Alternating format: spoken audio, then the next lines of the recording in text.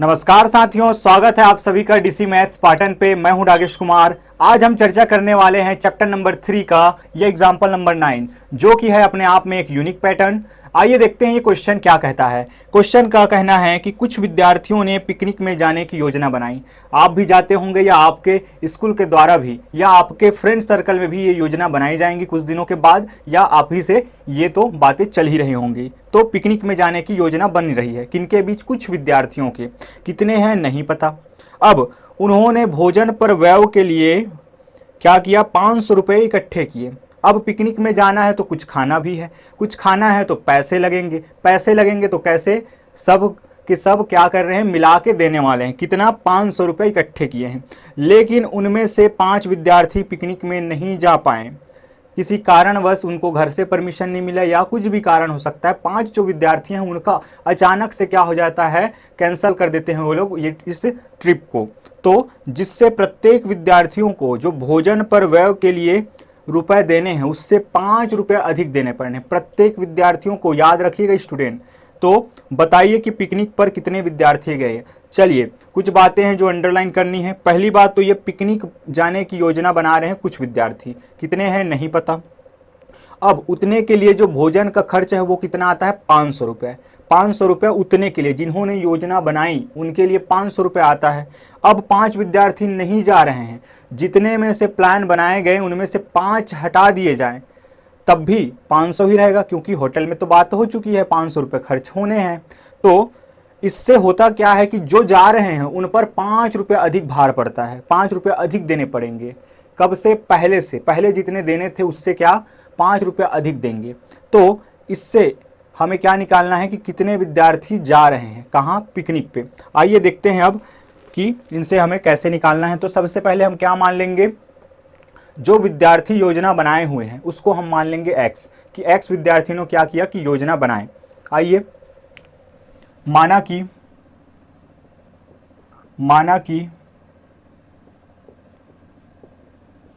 Picnic जाने की योजना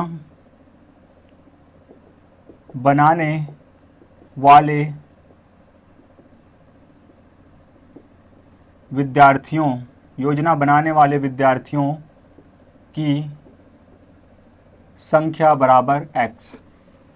जो योजना बना रहे हैं उनमें कितने लोग हैं? वो x है। नहीं पता तो क्या मान लिए? x मान लिए।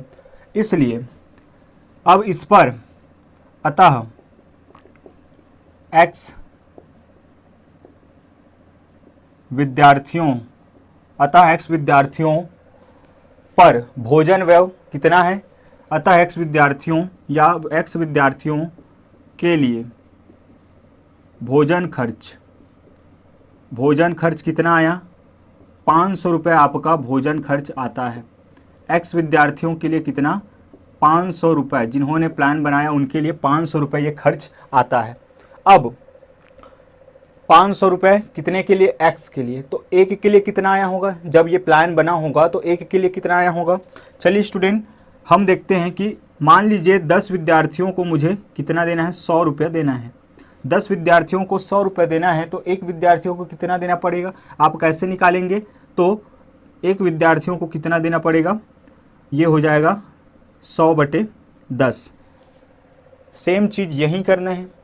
x विद्यार्थियों के लिए 500 रुपये खर्च होता है तो एक विद्यार्थी के लिए कितना होगा? इस 10 को हमने इधर ट्रांसफ़र किया, भाग दे दिया, तो x को भी क्या करेंगे? ऐसे ही कर देंगे। तो इसलिए एक विद्यार्थी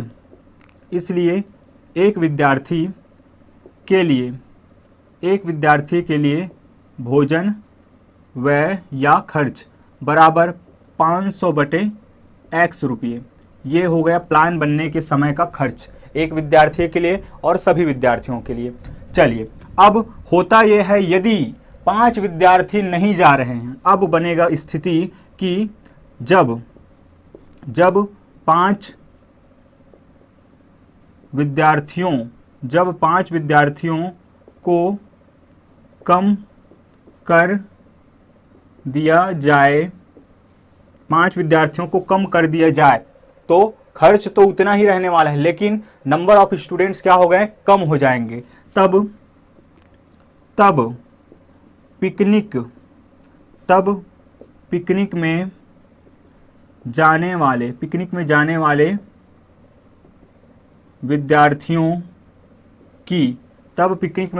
विद्यार्थियों की संख्या, पहले x जा रहे थे 5 नहीं जा रहे हैं तो हम क्या कर देंगे 5 को माइनस कर देंगे, तो x माइनस 5 क्या है जाने वाले हैं। अब इस x माइनस 5 लोगों के लिए जो खर्च है वो कितना है 500 ही है, तो तथा x माइनस 5 विद्यार्थियों के लिए भोजन पर व्यय या भोजन व्यय कितना है 500 रुपये ही है, 500 रुपये है। इस कारण से अब हम क्या करेंगे, एक विद्यार्थी पर निकालते हैं इस स्थिति पर, इसीलिए एक विद्यार्थी के लिए भोजन व्यय कितना हो जाएगा x माइनस 5 के लिए उतना, तो 500 को अगर x माइनस 5 से डिवाइड कर देंगे तो कितना आ जाएगा 500 डिवाइडेड बाय x माइनस 5 रुपये।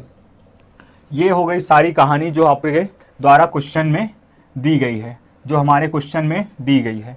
अब देखिए प्रश्नानुसार क्या कहना है, प्रश्नानुसार समझिए स्टूडेंट, क्या कहना है कि ये जो एक विद्यार्थी का खर्च आ रहा है, कब, जब 5 विद्यार्थी नहीं जा रहे हैं तो एक विद्यार्थी का जो खर्च आ रहा है उस पर भोजन व्यय 500 बटे x माइनस 5 हमारे अनुसार है। लेकिन क्वेश्चन के अनुसार क्या कहना है कि यही जो रुपए है, ये जो रुपए है, ध्यान से समझिएगा, ये जो रुपए है वो क्या है पहले देने वाले रुपये से 5 रुपया अधिक है। पहले कितना दे रहे थे 500 डिवाइडेड बाय x, 500 बटे x रुपया दे रहे थे, उससे क्या दे रहे हैं हम 5 रुपया अधिक दे रहे हैं। कब, जब 5 विद्यार्थी नहीं जा रहे हैं तब दे रहे हैं तब, अर्थात ये क्या है 500 बटे x माइनस 5 हमारे अनुसार जितना भी आया होगा, अगर मैं इसमें भी 5 रुपये जोड़ दूं तो ये दोनों क्या हो जाएंगे बराबर हो जाएंगे। किसके अनुसार, प्रश्न के अनुसार। देखिए तो प्रश्नानुसार जो अभी हम चुकाने वाले हैं, कब, जब 5 विद्यार्थी नहीं जा रहे हैं तब एक को कितना पड़ रहा है, ये पड़ रहा है आपको 500 बटे x माइनस 5। ये जो रुपए है पहले की तुलना में कितना है 5 रुपया अधिक है। ये जो रुपए है पहले की तुलना में, पहले कितना था 500 बटे x की तुलना में 5 रुपये अधिक है। इसका मतलब दोनों रुपए क्या हो गए अब बराबर हैं। ये उससे ज़्यादा है 5 रुपये तो इधर भी 5 रुपये जोड़ दिए तो क्या हो गए दोनों इक्वेट हो गए। तो अगर इसको सॉल्व जब हम करते हैं तो क्या हो जाएगा, ये हो जाएगा 500 x माइनस 5 इक्वल टू, यहाँ से क्रॉस मल्टीप्लाई या देखें क्या हो जाएगा 500 x इंटू 5 हो जाएगा आपका 5x डिवाइडेड बाय x।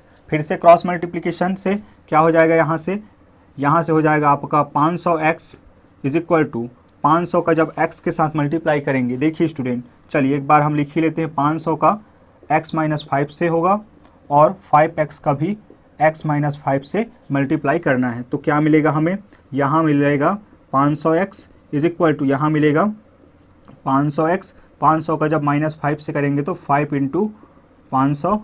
इसको सॉल्व ना कीजिएगा, आगे जाके ये सॉल्व हो जाएगा, ठीक है। चलिए यहाँ पे 5 into 5x into x 5x square, 5 into minus 5 हो जाएगा 5x, 5 25x।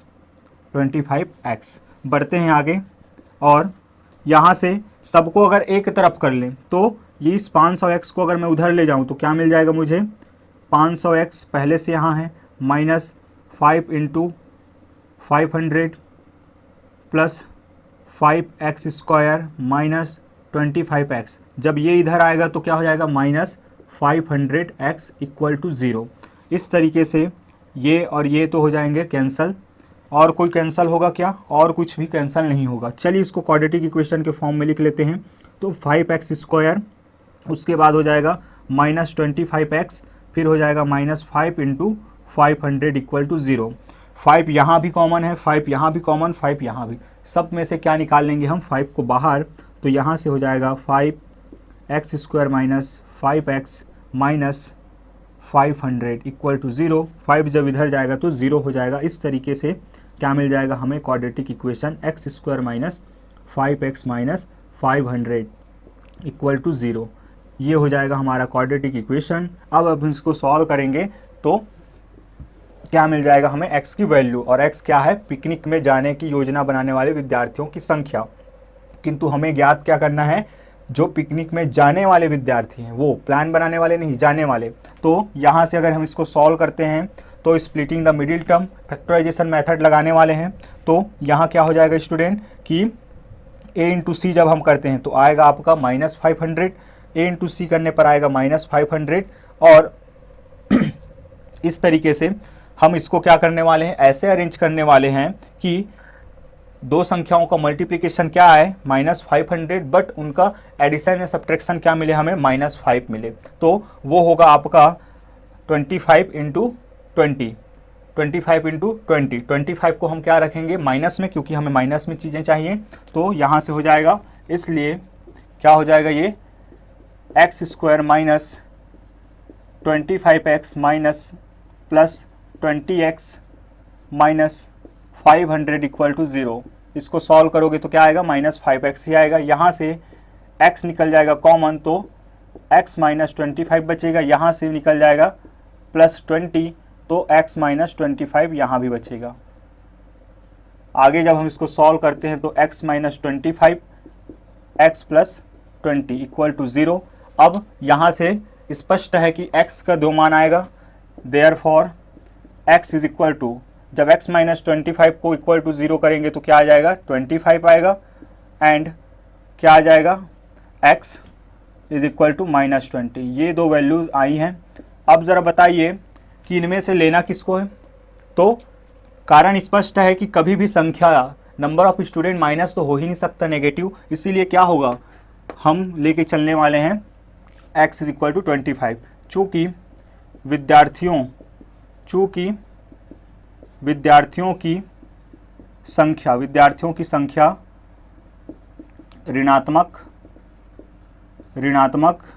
नहीं हो सकती है, इसलिए x बराबर 25 लेने पर तब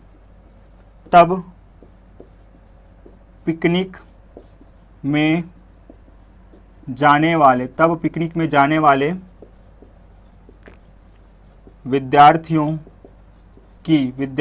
की संख्या बराबर x माइनस 5, और x का वैल्यू हम ले रहे हैं 25 माइनस 5, तो यहाँ से हो जाएगा 20। तो 20 जो स्टूडेंट्स हैं वो क्या करने वाले हैं, पिकनिक पे जाने वाले हैं। आई होप आप लोगों को यहाँ कवर किए गए जो मुख्य बिंदु हैं, ये वाला पार्ट और ये वाला पार्ट आपको अच्छे से समझ में आया होगा। बढ़ते हैं आगे, देखते हैं क्वेश्चन एग्जाम्पल नंबर 10 को। बिल्कुल आइए स्टूडेंट, अब हम देखने वाले हैं एग्जाम्पल नंबर 10 को। मैं रीड कर रहा हूं, आप ध्यानपूर्वक सुनेंगे और समझेंगे। तो एक विद्यार्थी ने 80 रुपये में कुछ किताबें खरीदी। ये जो कुछ वर्ड है, कुछ किताबें अंडरलाइन कर लीजिए, कितने में, 80 रुपये में खरीदी। यदि उसे इतने ही रुपयों मतलब 80 रुपयों में ही खरीदी हुई किताबों से पहले जितने खरीदे थे उससे क्या 4 किताबें ज़्यादा मिली होती, तब प्रत्येक किताब की कीमत पहले की तुलना में क्या हो जाता, 1 रुपये कम हो जाती। तब बताइए उसने कितनी किताबें खरीदी। बड़ा ही सरल, पिछले क्वेश्चन के जैसा ही फ्रेम होगा ये। चलिए, तो एक व्यक्ति जो है वो क्या करता है, 80 रुपये में कुछ किताबें खरीद के लेके आता है। क्या है हमें नहीं पता, तो क्या कर लेंगे, x किताबें खरीद के लेकर आता है। अब होता ये है कि यदि उसको इतने ही में 4 किताबें अगर अधिक मिलती तो हर एक किताब की कीमत क्या हो जाता, 1 रुपया कम हो जाता।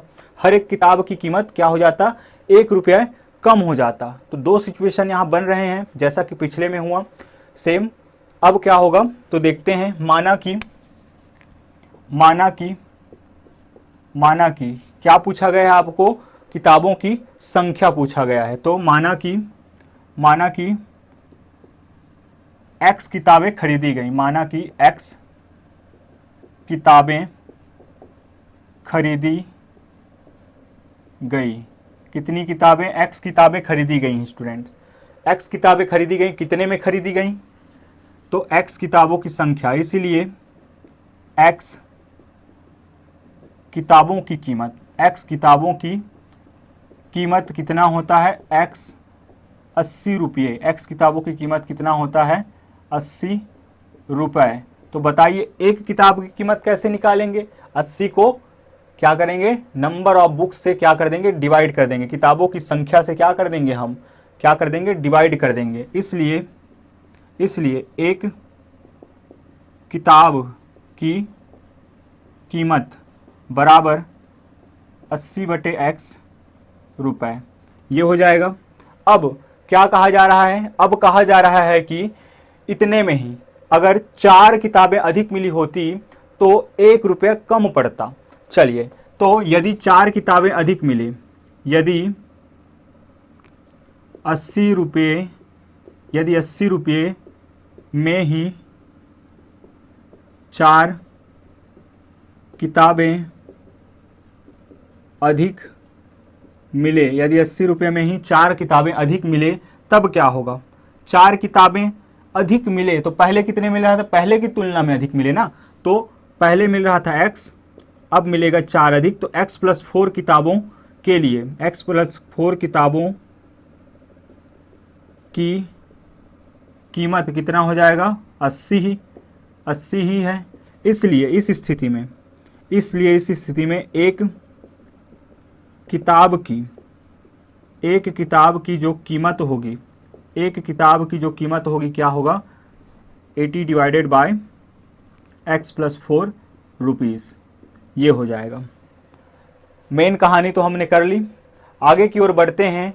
अब इस स्थिति में क्वेश्चन ने कहा है कि आपको प्रत्येक पहले की तुलना में कितना पे करना पड़ता, एक किताब के लिए 1 रुपया कम पे करना पड़ता है। कब, जब आप x+4 किताबें आपको मिलती है, तब एक किताब की कीमत कितना पड़ता है, 80 / x+4, और ये जो है वो क्या है, पहले की तुलना में 1 रुपया कम है, पहले की तुलना में 1 रुपया कम है, कौन, 80 / x+4, इससे 1 रुपया कम है। तो प्रश्नानुसार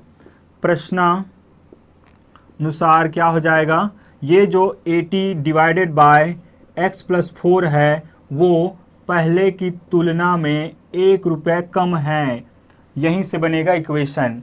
ये पहले से 1 रुपया कम है तो इसमें भी क्या कर देंगे, 1 रुपया कम, तो दोनों क्या हो जाएगा, बराबर हो जाएगा। ये जो है पहले की तुलना में 1 रुपया कम है, इस तरीके से भी आप देख सकते हैं। तो यहाँ से अगर हम इसको सॉल्व करते हैं तो क्या हो जाएगा, ये मिलेगा हमें 80 / x+4, वहाँ जब हम उसको सॉल्व करते हैं तो क्या मिलेगा हमें, चलिए ये मिल जाएगा हमें 80 - x / x, क्रॉस मल्टीप्लाई करते हैं, क्रॉस मल्टीप्लाई जब होगा तो ये हो जाएगा 80x, यहाँ से 80 का जब x+4 से मल्टीप्लाई करना है और -x का भी x+4 से हम मल्टीप्लाई करेंगे, क्रॉस मल्टीप्लाई, तो ये हो जाएगा 80x, यहाँ हो जाएगा ये भी 80x, ये हो जाएगा 80 × 4 तो 320, और -x × x -x² -x × +4 हो जाएगा आपका -4x।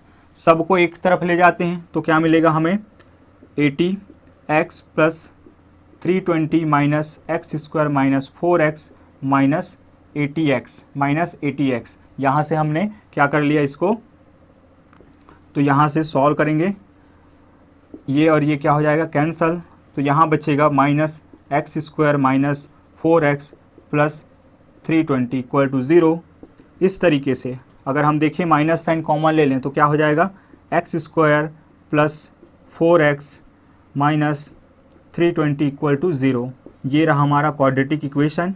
और जो माइनस साइन बाहर निकाले हैं तो बहुत स्टूडेंट को ये कन्फ्यूज़न रहता है कि गया कहाँ, तो कुछ नहीं, जैसे लास्ट क्वेश्चन में किए 2 बाहर किए थे, फिर 0 के नीचे चला गया वो, तो फिर वो क्या हो जाएगा, 0 ही हो जाएगा। तो इसी तरह माइनस साइन भी उधर जाके क्या हो जाएगा, 0 ही हो जाएगा या पॉजिटिव हो जाएगा, जो कुछ भी है गायब हो जाएगा। चलिए बढ़ते हैं आगे। अब क्या हो जाएगा, मिडिल टर्म स्प्लिट करेंगे। यहाँ ऐसे 2 संख्याएं खोजनी है जिनका मल्टीप्लिकेशन क्या है, -320 और उनका एडिशन या सब्ट्रैक्शन क्या मिले हमें, 4 दे। तो क्या कर सकते हैं, इस 320 को ही हम क्यों ना डिवाइड करके देख लें या इसके फैक्टर्स फाइंड कर लेते हैं। क्या हो जाएगा, सबसे पहले हम कर लेते हैं इसमें 5, तो 5 से कितने टाइम्स जाएगा, ये जाएगा 6 टाइम्स और ये हो जाएगा 4 टाइम्स। 4 है तो 4 से देख लेते हैं, 4 से जाएगा 16 टाइम्स और यहाँ से ये जाएगा 4 से ही 4 टाइम्स और ये जाएगा 1 टाइम्स।